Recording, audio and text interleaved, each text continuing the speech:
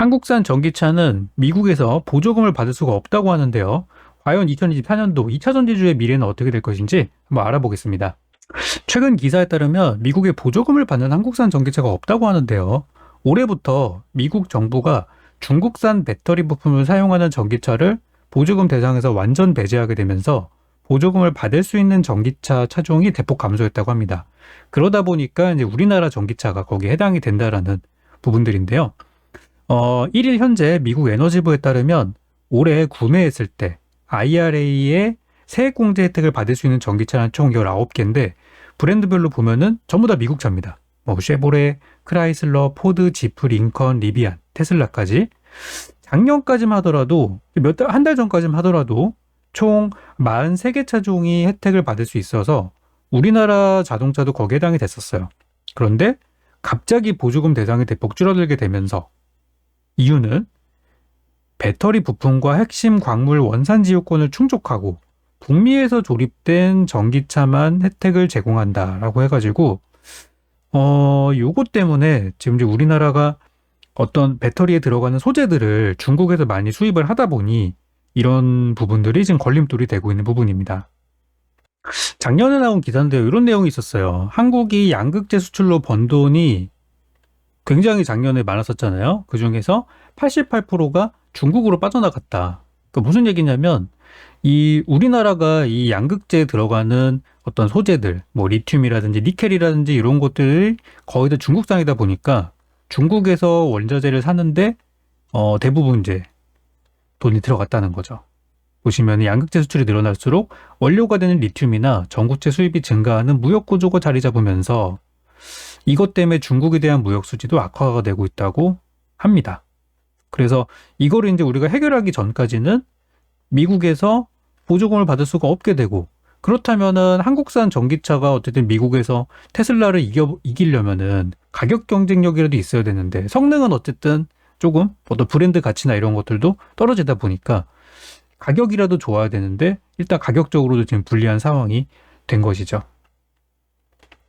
우리가 2차 전지 얘기를 하기 전에 자동차 얘기를 했던 이유는 결국 2차 전지도 2차 전지 시장이 살아나려면, 그러니까 주가가 회복되려면 결국은 전방 산업이 잘 돼야 돼요. 그럼 전방 산업이 뭡니까? 배터리가 가장 많이 들어가는 부분이 바로 전기차 쪽이죠. 그러니까 전기차가 많이 한국 같은 경우는 수출이 되어야 하는 부분인데, 지금 이제 요게 미국 시장이 지금 전 세계에서 가장 큰 시장을 보자면 일단 중국이 가장 큰 시장인데, 중국에서는 중국차가 잘 팔립니다. 그죠? 그리고 미국에서는 미국 차가 보조금을 가장 많이 받기 때문에 잘 팔립니다. 한국에서는 물론 한국 차가 잘 팔리지만 수입차에 대한 그런 어떤 값어치 이런 것들이 방어가 잘 되다 보니까 우리나라인데 수입차 선호도가 상당히 높아요. 그래서 우리나라에서 만약에 우리나라 내수시장이 확고하다면, 그러니까 확실하게 우리 내수시장에서는 한국차를 밀어준다고 한다면은 이런 것들이 많이 좀 상쇄가 될 수 있는데, 우리나라는 수출이 무조건 잘 돼야 되는 상황이다 보니까 저런 것들이 좀 걸림돌이 되고 있는 부분이에요.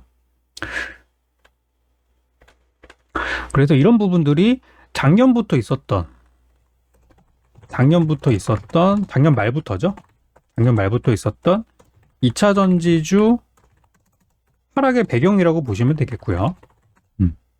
많이 올라서 떨어지는 것도 있겠지만 이런 것들이 올해 예상이 되다 보니까 주가가 이제 떨어졌던 부분들인데, 그렇다면 어디까지 떨어질 것이고 언제 올라갈 것인가를 알아보기 전에 우리가 조금 더 스토리를 좀 풀어보도록 할게요.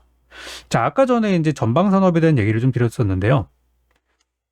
세계에서 가장 그동안 1등 자리를 놓치지 않았던 테슬라가 작년 4분기에만 48만 대를 인도했다고 합니다. 그래서 연간 목표치인 180만 대를 달성을 했고요. 예상대로 잘 했어요. 그런데 문제는 글로벌 전기차 1위 자리를 내줬대요.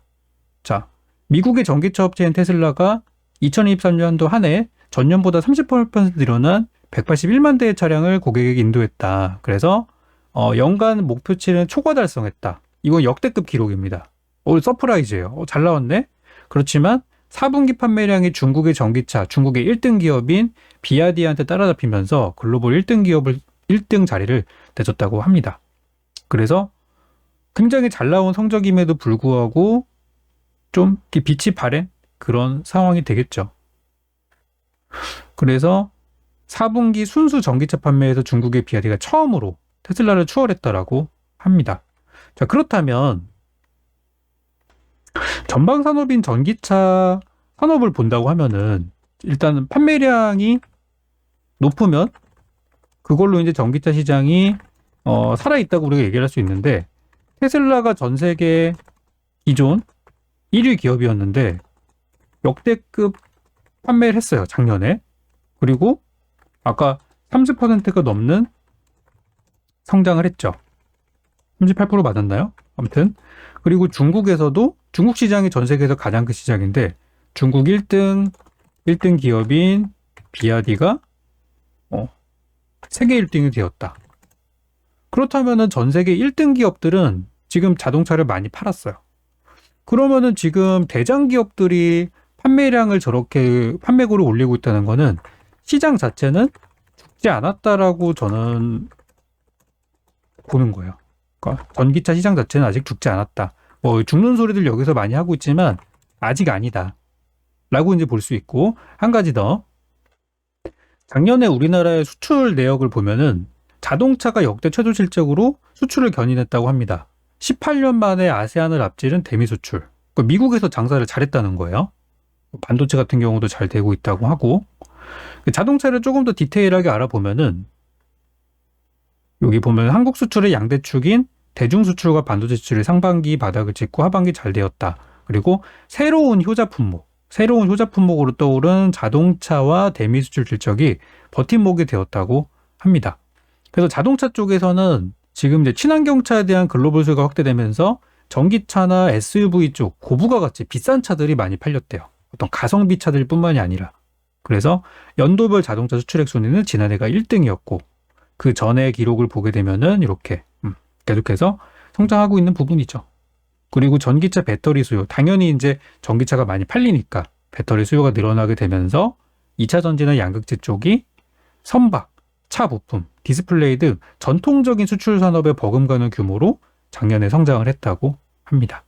그치만 이제 배터리 쪽의 그 수출액은 전년 대비해서 5% 정도밖에 늘지 않았기 때문에 자동차나 다른 쪽에 비하면 성장 속도가 너무 빠르게 올라왔기 때문에 지금 성장 속도가 더 이렇게 막 가파르게 오르지는 못하고 약간 이렇게 올라갔다고 볼 수가 있겠습니다. 그래서 우리가 이제 팩트만 놓고 체크를 해보자면 한국의 자동차 수출은 역대급으로 잘 되고 있고 어쨌든 그거에 따라서 배터리 쪽도 성장을 하고 있다는 부분은 확인이 되고 있어요. 그래서 저는 시장은 죽지 않았다라고 이제 보고 있는데, 그러면은 그렇다면은 왜 주가는 요즘 들어 재미가 없을까? 그죠? 요즘 오늘만 하더라도 오늘 시장이 그렇게 나쁘지는 않았어요. 오늘. 그치만, 오늘 좋지는 않았죠. 그치만 2차 전지가 유독 안 좋았어요. 유독 나쁜 상황. 주가는 재미가 없을까? 제가 오늘 말씀드린 이런 부분들이 거의 이제 주가에 선반영이 좀 되었다는 부분들. 우리 마법의 단어인 선반영이라는 말이 진짜 지겹겠지만은 어쨌든 여러분들이 알고 있는 대부분의 재료들은 다 선반영이 되어 있어요. 그래서 더 이상 이제 저런 거를 기대하기보다는 더 뭔가 혁신적인 부분들이 필요한 상황이 아닌가 싶어요. 정말 놀라울 만한 그런 것들. 그래서 아직 그런 부분들이 없다 보니 지금 2차 전지 쪽의 주가는 좀 힘을 잃고 있는 부분이라고 할 수가 있겠습니다. 그래서 이제 저는 이제 요 업계에 대해서 조금 더 여러분께 드릴 만한 말씀들이 몇 가지가 있는데, 요 부분만 해소가 되면, 몇 가지만 해소되면 지금의 상황이 많이 이제 좋아질 수 있는 포인트가 몇 가지가 있어요. 자, 그 중에 이제 하나가, 첫 번째가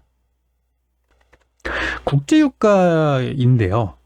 우리가 이제 유가를 봐야 되는 이유가, 전기차 그 판매량을 보게 되면은 전기차를 여러분들이 왜 살까를 생각을 해보면은 우리가 경제적인 부분을 생각할 수밖에 없어요. 예전에 우리가 디젤차 생각을 해보면 디젤차를 사게 되면은 유지비가 적게 든다 그래가지고 유지비 때문에 디젤차가 많이 팔렸어요. 그죠? 디젤차가 그때 처음에는 막 클린 디젤이라 그래가지고 굉장히 친환경차로 많이 언급이 됐었는데 나중에는 아니다라는 게 밝혀졌죠. 어쨌든 디젤차가 처음 나왔을 때 나는 지구를 위해서 디젤차를 타야지라고 생각하셨던 분들은 없었고요. 결국에는 유지비, 결국에는 비용이라는 측면 때문에 많이 팔렸던 거거든요. 그러니까 전기차 판매량도 결국에는 국제유가가 높아지면 우리가 휘발유를 넣어서 이게 너무 비싸가지고 휘발유도 경유도 너무 비싸서 아 이거 진짜 전기로 넣어야겠다. 이런 상황이 되면 전기차 판매량이 좀 늘어나겠죠. 그래서 국제유가의 상황, 국제유가가 높아지게 된다면은 오히려 전기차 판매량 쪽이 더 늘어날 수도 있어요. 그런데 문제가 하나가 있어요. 바로 미국의 바로 이 셰일 오일입니다. 미국은 이 셰일 혁명을 통해서 엄청난 이 산유국이 됐어요. 이 셰일 오일의 매장량은 뭐 세계 최대 수준이라고 합니다. 그래서 최근에 지금 사우디 쪽에서의 어떤 그 뭐 감산 그리고 중동 지역에서의 어떤 분쟁들 이런 것들이 있음에도 불구하고 최근에 국제유가가 상당히 안정적이거든요. 지금 이 차트는 WTI 국제유가의 수치를 좀 보여드리는 거예요. 보시면은 작년 9월 달에 정점을 찍고 쭉 내리막길을 가고 있어요. 배럴당 지금 70달러대에서 머물러 있습니다. 그래서 현재 국제유가의 수치로만 보면은 좀 내려와서 이제 좀 반등할 때가 되지 않았나? 대부분 이 수치로 봤을 때 최근에 몇 년 사이에서는 계속해서 이 70달러대 전후에서 60달러대 후반대에서 반등을 많이 했기 때문에 그 가격대까지도 내려온 상황이에요. 그래서 요때 2022년도 3월 달에 러시아 전쟁 처음 터졌을 때 러시아 전쟁이 처음 났을 때는 다들 놀랐었죠. 큰일 났구나. 근데 그 이후로 뭐 전쟁은 계속되지만 미국이라는 엄청난 산유국이 있다 보니까 오히려 가격이 안정되고 있어요. 그래서 중동 지역에서의 여러 가지 이슈에도 불구하고 유가가 안정되다 보니 전기차에 대한 수요가 지금 늘질 않고 있어요. 그래서 요 셰일 오일의 미국에서의 셰일 오일의 증산이 사우디 감산을 무력화할 정도로 파괴력이 크다는 거죠. 그래서 이제 요것 때문에 미국이 계속해서 이 산유량을 늘려 나간다고 한다면은 전기차 시장이 회복되는 속도가 조금 늦춰질 수도 있다라고 생각을 합니다. 그리고 이 시추 기술의 발전으로 셰일 오일을 더 빠르고 효율적으로 뽑아낼 수 있게 하는데 이런 부분도 영향을 미쳤대요. 정확하게 2013년도 제가 11년 전에 기사를 보니까 그때는 이 셰일 오일이 이게 그 단가가 안 맞아가지고 추출을 해도 이 추출 비용이 너무 많이 들어가지고 이게 채산성이 떨어진다는 얘기들이 많았어요. 그래도 그때는 회사들이 많이 파산하는 기업도 있었고 대기업들이 그때 살아남아서 지금까지 자리를 유지하고 있는 거죠. 그 11년이라는 세월 동안 기술이 발전해가지고 이제는 비용이 예전보다 적게 들리고 최근에 3년 새 평균적인 유정에서 셰일 오일을 뽑아내는 데 걸리는 시간을 무려 40% 단축을 했답니다. 최근 3년 사이에 이런 기술의 발전이 있었대요. 그래서 처음에는 생산량에만 집중하던 업계가 저유가 시기 생산 효율화에 집중하면서 이 기술의 혁명 때문에 중동 지방에서의 어떤 그런 분쟁들이 유가에 영향을 지금 미치지 않고 있다고 합니다. 그래서 오히려 미국의 셰일 업계가 세계 석유 카르텔을 위협하는 존재로 부상하고 있을 정도라고 합니다. 그래서 유가가 안정되면 유가가 어떻게 바닥에서 이렇게 안정되는 흐름이 된다면은 전기차 판매량, 전기차를 굳이 사지 않아도 되니까 판매량이 쉽게 늘지 않을 수가 있죠. 이런 것들이 2차 전지주 반등을 느리게 하는 요인이 된다라고 볼 수 있어요. 이런 것들이. 그래서 국제유가의 흐름을 여러분들이 좀 주시해 볼 필요가 있는데 현재는 상당히 안정적인 흐름을 가지고 있다. 자, 그렇다면은 2차 전지가 회복이 느려진다면 뭐 지금은 투자하면 안 되는 건가? 자, 두 번째 변수가 하나가 있는데요. 두 번째는 뭐냐면은 아까 처음에 했던 얘기랑 조금 연결이 되는 부분인데 이번에 미국 IRA에서는 원자재를 미국의 동맹국 그러니까 이제 FTA 체결 국가에서 수급한 원자재만 인정을 해준다는 내용이 있어요. 그러니까 한국 배터리 소재는 대부분 중국에서 오다 보니까 여기에 해당이 안 돼요. 자, 그래서 한국 기업들과 우리 한국 정부가 내린 결정이 있어요. 뭐냐면은 한국 정부의 결정. 이게 바로 뭐냐면은 인도네시아입니다. 인도네시아가 지금 니켈에 이어서 리튬 역시도 세계 최다 보유국이 될 수도 있다고 하는데요. 문제는 뭐냐면은 인도네시아랑 미국이랑 FTA 단계로 가지 못하고 있어요. 지금은 준 FTA 수준이라고 합니다. 그러니까 뭐 적대국은 아니에요. 적대국은 아닌데 인도네시아라는 나라의 그 위치상 중국의 입김이 많다 보니까 그런 부분들을 우려를 하는 거예요. 그래서 인도네시아랑 미국이랑 완전히 FTA 체결이 돼서 미국의 동맹 국가로서 인정을 받게 되는 상황이 된다면은 우리 한국의 입장에서는 되게 좋을 수 있는 거거든요. 왜냐하면 중국에서 오는 거나 인도네시아에서 오는 거나 거리 자체는 비슷해요. 그죠? 동남아에서 오는 거나 중국에서 오는 거나 우리 입장에서는 비슷할 수 있어요. 그러면 인도네시아랑 미국이랑 이게 빨리 돼야 되는데 잘 안 되는 이유는 정치적인 부분들도 있어요. 정치적인 이유로 미국의 이제 상하원의 의견이 많이 엇갈리다 보니까 이거는 쉽게 될 것 같지는 않아요. 그렇지만 만약에 이게 올해 진전이 있다면 이게 지금 작년부터 진행 중이에요. 아직 결론이 안 나서 그렇지 작년부터 진행 중인데 이게 만약에 올해 어느 정도 흐름이 좀 나온다면 한국은 굉장히 이 부분에 있어서 좀 해결책이 될 수 있다고 봅니다. 이게 이제 작년에 나온 내용이고요. 니켈 1위 인도네시아가 대규모 리튬 매장지까지 발견이 됐다고 합니다. 그래서 배터리 소재 국가로서 그런 위치를 이제 공고히 하고 있어서 인도네시아에 공을 오랫동안 들여온 우리나라로서는 이제 요게 하나 좋은 기회가 될 수 있는 거죠. 그래서 최근에 이 알트 차이나라는 말이 되게 많이 나오는데요. 알트 차이나는 뭐냐면 이제 중국을 대체한다는 거예요. 중국을 대체하는 나라로서 인도네시아가 좀 부각이 되고 있고 우리나라 대통령도 그리고 작년에 원희룡 장관도 인도네시아에 여러 번 왔다 갔다 하면서 인도네시아 뭐 수도 이전에도 이게 개입을 좀 하려고 하고 있고 그러고 있는 상황이죠. 아직 뭐 결과는 특별한 건 없지만 말이죠. 그래서 이제 인도네시아라는 나라가 지금 여기 보면은 K 배터리의 생명줄을 쥐고 있다고 하는데 여기에서 좋은 결과가 나온다면은 많은 것들이 일사천리로 해결될 수가 있어요.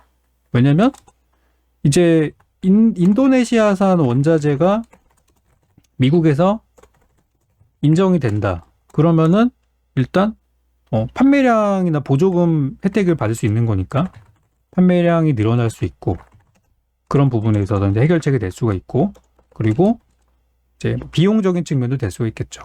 어쨌든 인도네시아가 지금 이제 중국보다는 인건비가 싼 나라에 속하니까요. 이쪽도 이제 인구 대국이다 보니까 그런 경쟁력이 좀 있을 그런 것도 좀 좋은 부분이 될 수 있다고 생각을 합니다. 그래서 올해는 2차 전지에 여러분들이 투자를 하신다면 종목을 좀 잘 선택할 필요가 있겠고 요즘 트렌드가 주도주가 바뀌는 시기예요. 그래서 에코프로나 에코프로 BM이나 이런 것보다 요즘 뭐가 잘 가죠? 에코프로 머티리얼즈가 잘 가죠? 주도주가 바뀌었어요. 그리고 삼성전자도 나쁘진 않은데 삼성전자보다 엑시콘이나 YIK 같은 종목들이 더 잘 간단 말이에요. 이게 뭐냐면 약간 대형주에서 중소형주로 넘어가는 부분들도 있고 일단 차익 실현하고 덜 오른 종목들로 갈아타는 그런 주도주가 바뀌는 시기란 말이에요, 지금이. 그래서 제가 지난 영상에서 여러분들께 말씀드렸던 게 엔캠이라는 종목을 말씀을 드렸었어요. 엔캠. 이거 보자. 보시면은 엔캠의 주가 한번 보면은 지금 보시면은 오늘도 올랐어요.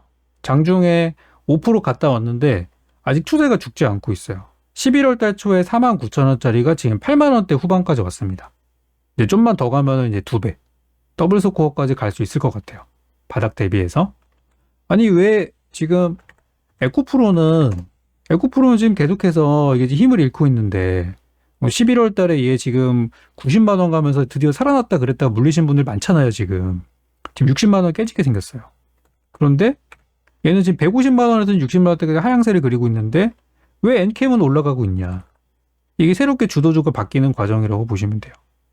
그래서 엔캠이 왜 괜찮은 종목인지에 대해서는 우리 지난 영상에 제가 남겨놓은 게 있으니까 그 부분을 좀 참고하시면 좋겠고요. 지금은 새로운 종목들을 보셔야 될 때라고 저는 생각을 해요. 참고로 엔캠은 지난번에 2차전지 랠리가 있었을 때 같은 기간 에코프로가 2023년도 10만원에서 150만원 가는 여정을 보일 때 쟤는 움직임이 없었어요. 거의 없다시피 했어요. 그래서 이런 게 이제 후발주로 가는 거예요. 그래서 이런 이제 새로운 종목들을 보실 필요가 있다. 그리고 이제 키워드로 좀 보자면은 키워드.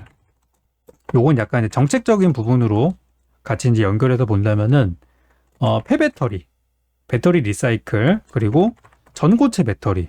이 두 가지 쪽에 저는 투자를 하는 게 좋다고 봐요. 그러니까 아까 이제 에코프로나 에코프로 머티리얼즈 같은 거는 이제 배터리 소재 쪽이잖아요. 근데 소재보다는 폐배터리, 배터리 리사이클과 전고체. 이쪽이 요즘에 낙폭 거래주들이 좀 많다 보니까 저는 좀 관심을 많이 갖고 있는 부분이 되겠습니다. 제가 이제 보고 있는 종목 중에는 TSI 같은 종목들도 나쁘지 않다고 보는데요. 얘는 예전에 이제 상장했을 때 공모가가 이제 10,000원이어가지고 지금 이제 공모가 이하라는 그런 가격적인 메리트도 좀 있고, 올해 실적이 조금 부진하다는 실적이 예상보다 부진했던 부분이 이제 하락의 요인이었는데, 내년부터는 올해부터죠. 올해부터는 실적 정상화에 대한 기대감들이 있는 종목입니다. 그래서 TSI 주가를 보시면은 올해 4월 달에 배터리 랠리가 있었을 때 한번 올라갔다가 내려와서 바닥을 기고 있는 중입니다. 지금 이제 실적 예상치를 보면은 원래 올해 예상치는 영업이익 기준으로 120억대를 찍었어야 되는데, 지금 분기 실적을 보면은 전혀 그쵸? 되지 못하는 상황이고, 이제 예상보다 실적이 좀 안 좋게 나온 상황이에요. 그래서 좀 내려온 거고, 내년에 대한, 그러니까 올해죠. 올해 실적 전망치는 작년보단 2배에서 3배 정도 더 잘 나올 걸로 예상이 되고 있는데, 일단 그런 부분들 때문에 저는 주가가 크게 한번 오를 수 있는 종목으로 TSI 같은 종목들도 지금 관심을 갖고 보시면 좋겠다고 말씀드리고 싶어요. 그래서 이쪽은 전고체 쪽에서의 좀 볼만한 종목이 되겠고요. 배터리 쪽에서 관심을 갖고 있는 기업들은 되게 많은데요. 그 중에서 이제 MPC 같은 기업들도 저는 좋게 보고 있어요. MPC는 이제 배터리 쪽에 완전히 올인된 그런 기업은 아니에요. 그래서 저는 좀 더 기회가 아닌가 싶습니다. 이 회사는 이제 배터리 이제 운송 용기에 관련된 특허를 가지고 있고, 이 회사가 예전에 현대 글로비스랑 전기차 사용 후 배터리 활용 ESS 사업 추진한다 그래가지고 현대 글로비스와의 어떤 그런 인연들도 과거에 주가 상승의 요인이 되기도 했었습니다. 그래서 현대 글로비스는 최근에 현대차 그룹에서 이 폐배터리 쪽에 핵심으로 부각이 되고 있고, 현대 글로비스가 회수와 운반과 진단과 전처리를 맡아가지고 그런 폐배터리 쪽의 핵심 기업으로 좀 떠오르고 있는 부분이 현대 글로비스라는 부분입니다. 그래서 이게 작년부터 얘기가 나와가지고 이런 것들이 시간이 지나면 지날수록 계속해서 좀 부각이 되지 않을까라고 판단이 됩니다. 그래서 지금 현대차뿐만 아니라 지금 에코프로도 그렇고 폐배터리 쪽에 대해서 2030년도까지 계속해서 이제 확대를 키우기로 하고 있고, 정부도 그거를 밀고 있고요. 지금 포스코홀딩스, GS그룹도 폐배터리 다 한대요. 그래서 이 엄청난 이 시장에서의 현대글로비스가 그래도 조금 먼저 진입한 회사로서 저는 관련주로 보시면 좋지 않을까 생각이 들어서, 현대글로비스가 그렇다고 또 사기엔 좀 무겁잖아요. 작년 연말에 좀 대형주 상승하면서 올라간 것도 있고, 그래서 저는 관련주인 MPC를 좀 보는 게 어떨까 싶고요. MPC는 주가가 지금 바닥에서 놀고 있는 것도 그런 거지만 그에 비해 실적이 생각보다 괜찮아요. 요 재무 상태를 보시면은 작년 아직 4분기 실적은 안 나왔지만 지금 3분기까지 영업이익 계산해 봤을 때 한 300억 가량 나오고 있고, 작년 기준으로 영업이익이 235억이었는데 이 회사는 작년 대비 성장한 기업이에요. 그리고 뭐 작지만 배당도 주고 있는 회사고, 그런 회사로서 실적이 잘 나오는데 주가가 굉장히 바닥에 머물러 있는 기업으로 보시면 좋겠다 싶고, 이 회사가 움직일 때는 항상 MPC 우선주도 같이 움직이기 때문에 단타하는 사람들은 이런 걸 또 선호하기도 합니다. 근데 얘는 시가총액이 너무 작아서 이거는 뭐 사실하고 얘기하기는 좀 부담스러운 부분이 좀 있어요. 그래서 MPC도 저는 관심주로 여러분께 좀 보시다 이렇게 말씀드리고 싶어요. 두 종목 다 워낙에 바닥이라서 저가매수 하기에는 좋은 가격이 아닐까 생각이 듭니다. 끝으로 오늘 아까 유가 얘기를 좀 드렸었는데, 유가가 만약에 계속해서 현 가격을 유지하거나 또는 내려간다면 전기차 쪽에서는 좀 기회가 생각보다 빨리 안 올 수도 있어요. 그렇지만 유가가 안정된다면은 수혜를 보는 업종이 또 있죠. 바로 여행이나 항공 쪽은 수혜가 됩니다. 그래서 이번에 보니까 이제 올 연말에도 그 해외로 나가시는 분들이 많아가지고 그 여권 발급 부서들이 공무원들이 엄청 고생을 많이 했다고 하더라고요. 그래서 내년은 지금 여행 수요가 코로나 이후 최대치를 기록할 거라는 전망들이 나오고 있어요. 실제 인천공항 그 이용객이 내년 여름이 최고치가 될 거라고 하더라고요. 올해도 많이 가셨지만 올해 못 간 사람들이 내년에 이제 갈 거다 그래가지고, 여행이나 항공업종이 저는 내년에 만약에 저유가가 계속해서 유지가 된다면은 좀 볼만한 대목이라고 생각을 합니다. 그래서 이런 것도 참고해서 한번 뭐 지금부터 좀 매수 들어가도 장기 투자로 보신다면은 좋은 부분이라 생각해서 참고로 말씀을 좀 드리겠습니다. 그래서 오늘은 좀 길게 2차 전지에 대한 얘기를 좀 드렸었는데요. 계속해서 좀 진행되는 부분에 따라서 또 추가 영상을 통해서 2차 전지 관련주와 또 업종에 대한 얘기들 계속해서 다음 영상에서 나눠보도록 하겠습니다.